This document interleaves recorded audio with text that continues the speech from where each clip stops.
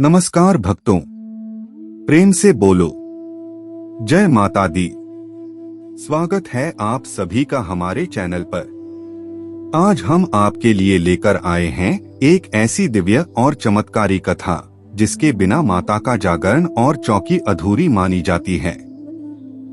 यह कहानी है माता की परम भक्त तारा रानी की, जिन्होंने अपनी अटूट श्रद्धा से न केवल पत्थर दिल राजा का अहंकार तोड़ा, बल्कि स्वयं जगत जननी मां वैष्णो देवी को धरती पर प्रकट होने के लिए विवश कर दिया। क्यों तारा रानी को अपनी जान जोखिम में डालकर आधी रात को महल से बाहर निकलना पड़ा? और क्या हुआ जब उनकी सगी बहन ने ही उनके खिलाफ षड्यंत्र रचा? भक्ति, विश्वास और चमत्कारों से भरी इस अमर कथा को अंत तक जरूर देखिएगा, क्योंकि कहते हैं कि इस कथा को सुनने मात्र से भक्तों के जन्म जन्मांतर के पाप कट जाते हैं। तो चलिए श्रद्धा के साथ शुरू करते हैं आज की यह पावन प्रस्तुति। कथा का आरंभ स्वर्गलोक की दिव्य आभा से होता है। तारा और रुक्मा नामक दो अप्सराएं इंद्र की सभा में नृत्य और गायन करती थीं। एक बार महान ऋषि दुर्वासा वहां पधारे। अपनी कला के अभिमान में डूबी इन दोनों बहनों ने ऋषि के आगमन पर ध्यान नहीं दिया और उनका उचित सत्कार नहीं किया। दुर्वासा ऋषि, जो अपने तीव्र क्रोध के लिए जाने जाते थे, उन्होंने श्राप दिया कि तुम दोनों को मृत्युलोक की गलियों में भटकना होगा। जब उन्होंने गिड़गिड़ाकर क्षमा मांगी तो ऋषि ने कहा कि पृथ्वी पर जन्म लेकर जब तुम माता वैष्णो की भक्ति करोगी तभी तुम्हारा उद्धार होगा। श्राप के प्रभाव से दोनों का जन्म पृथ्वी पर एक राजसी परिवार में हुआ।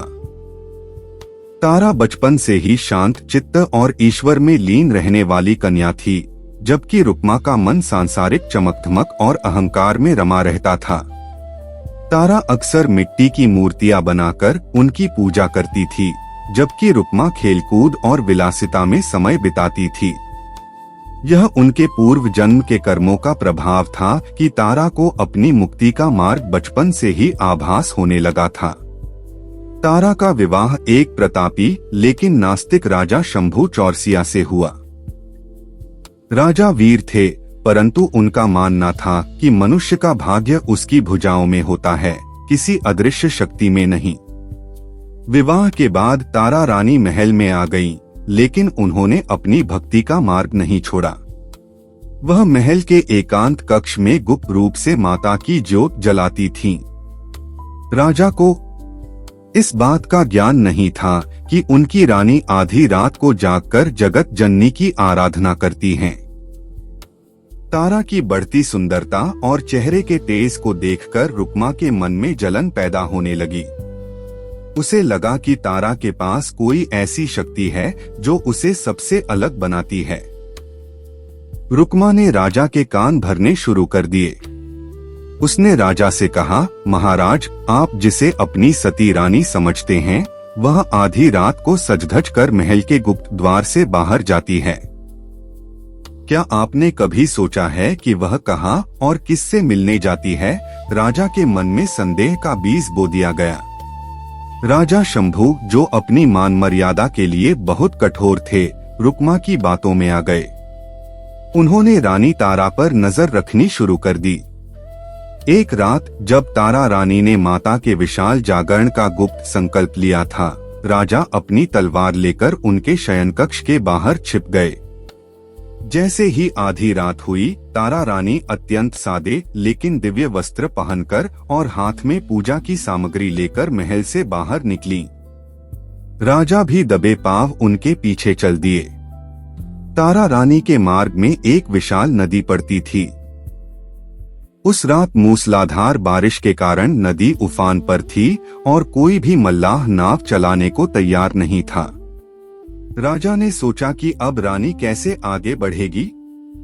तभी तारा ने अपनी आंखों में आंसू भरकर माता का ध्यान किया और अपनी चुनरी का एक कोना पानी पर रखा। देखते ही देखते वह चुनरी एक मजबूत पुल बन गई और तारा सहजता से नदी पार कर गई। राजा यह दृश्य देखकर चकित रह गए, लेकिन उनका अहंकार इसे जादू समझ रहा था। नदी पार करने के बाद राजा ने देखा कि एक खुले मैदान में हजारों भक्त एकत्रित हैं। वहां न कोई राजा था, न कोई रंग। तारा रानी स्वयं अपने हाथों से भक्तों के पांव धो रही थीं और उन्हें जल पिला रही थीं। राजा ने देखा कि उनकी रानी, जो मखमली बिस्तरों पर सोती थी, वह आज जमीन पर बैठकर चने और हलवे का प्रसाद बना रही थी। राजा को यह अपमानजनक लगा कि एक रानी साधारण लोगों के बीच सेवा कर रही है। राजा ने सोचा कि यदि वह अभी सामने गए तो रानी इनकार कर सकती हैं। इसलिए उन्होंने एक योजना बनाई। जब तारा रानी ध्यान में लीन थीं, तब राजा ने उनकी एक रेशमी जूती चुरा ली। उन्होंने सोचा कि सुबह भरी सभा में जब वह यह जूती दिखाएंगे तो रानी के पास कोई जवाब नहीं होगा और वह उन्हें कुल की मर्यादा तोड़ने के अपराध में मृत्युदंड दे सकेंगे। राजा जूती लेकर महल वापस लौट आए।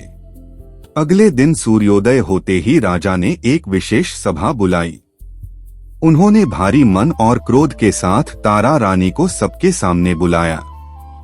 राजा ने कड़कती आवाज में पूछा, रानी, कल रात तुम कहाँ थी? तारा ने बड़ी विनम्रता से उत्तर दिया, महाराज, मैं माता के सुमिरन में थी। राजा ने व्यंग्य करते हुए वह जूती दिखाई और कहा, झूठ मत बोलो।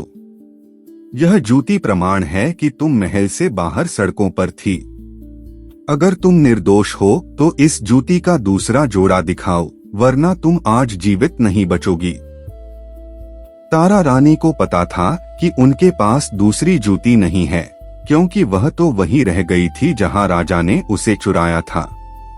उन्होंने अपनी आंखें बंद की और मन ही मन माता वैष्णो को पुकारा, हे मां, आज एक भक्त की लाज आपके हाथ में है। यदि मेरी भक्ति सच्ची है तो मेरी सहायता करो। पूरी सभा शांत थी और राजा की तलवार म्यान से बाहर निकलने ही वाली थी कि तभी एक अलौकिक घटना घटी। सभा के बीचों बीच एक तेज प्रकाश फैला और एक छोटी कन्या प्रकट हुई। उस कन्या के हाथ में स्वर्ण जड़ित जूतियों का एक जोड़ा था, जो राजा के पास मौजूद जूती से कहीं अधिक सुंदर और दिव्य था। कन्या ने राजा की ओर देखते हुए कहा, हे राजन, यह लो अपनी रानी की जूती।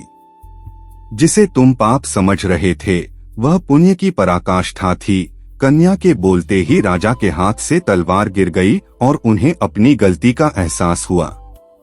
नन्ही कन्या साक्षात माता जगदम्बा थीं। राजा शंभू चौरसिया माता के चरणों में गिर पड़े और क्षमा मांगने लगे। रुक्मा, जिसने ईर्ष्या के कारण यह सब किया था, वह भी डर से कांपने लगी और उसने भी अपनी बहन तारा के पैर पकड़ लिए। तारा ने सबको हृदय से लगा लिया और कहा कि यह सब माता की ही माया है। महल का वातावरण भक्तिमय हो गया और राजा ने स्वयं राज्य में माता के जागरण का आदेश दिया। समय बीतने के साथ तारा रानी की भक्ति और बढ़ती गई। अंत में जब तारा का पृथ्वी पर समय समाप्त हुआ तो उनके लिए स्वर्ग से एक दिव्य विमान आया। तारा ने अपनी प्रजा और परिवार को अंतिम उपदेश दिया कि भक्ति ही एकमात्र सत्य है। वे अपने भौतिक शरीर के साथ ही उस विमान में बैठकर स्वर्ग को प्रस्थान कर गईं। रुक्मा ने भी अपना बाकी जीवन माता की सेवा में बिताया और अंततः मोक्ष प्राप्त किया। तारा रानी की इस कथा का सबसे बड़ा निष्कर्ष यह है कि भक्ति में वह बल है जो असंभव को भी संभव कर देता है। राजा शंभू चौरसिया, जो केवल प्रत्यक्ष प्रमाण और सांसारिक शक्ति पर विश्वास करते थे, उन्हें यह समझ आ गया कि ईश्वर को बुद्धि से नहीं बल्कि भाव से प्राप्त किया जा सकता है। तारा रानी ने अपनी सहनशीलता और अटूट विश्वास से न केवल अपना उद्धार किया, बल्कि अपने पति और अपनी ईर्ष्यालु बहन रुक्मा को भी सन्मार्ग पर लाकर उनके पापों का नाश कर दिया। जागरण की परंपरा में इस कथा का अंत उस समय होता है जब सुबह की पहली किरण फूटने वाली होती है। ऐसा माना जाता है कि जो भक्त पूरी रात जागकर माता के भजनों का आनंद लेते हैं और अंत में इस कथा को सुनते हैं, उन्हें अश्वमेध यज्ञ के समान पुण्य फल प्राप्त होता है। कथा के अंत में माता वैष्णो देवी की आरती की जाती है और कंजक कन्याओं को भोजन कराया जाता है, जिसे तारा रानी का कंजकम कहा जाता है। इसके बिना कोई भी मनौती या पूजा अधूरी मानी जाती है। तारा रानी आज भी भक्तों के दिलों में अमर हैं, क्योंकि उन्होंने सिखाया कि परीक्षा की घड़ी में घबराना नहीं चाहिए।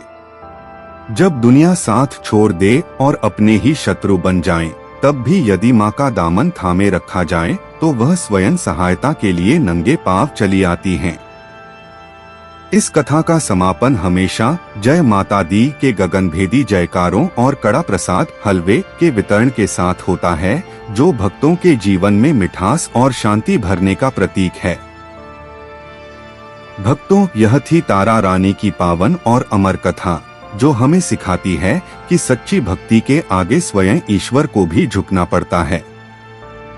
यदि आपको माँ की महिमा से भरी यह वीडियो पसंद आई हो तो इसे लाइक जरूर करें और अपने मित्रों तथा परिवार के साथ शेयर करें, ताकि माता का यह संदेश घर घर तक पहुँच सके। भक्ति और अध्यात्म से जुड़ी ऐसी ही अन्य कथाओं को सुनने के लिए हमारे चैनल को सब्सक्राइब करना न भूलें और कमेंट्स में अपनी हाजिरी जय माता दी लिखकर जरूर लगाएं। माता रानी आप सभी की मनोकामनाएं पूर्ण करें और अपना आशीर्वाद सदैव आप पर बनाए रखें। जय माता दी। बोलो तारा रानी की जय। सांचे दरबार की जय।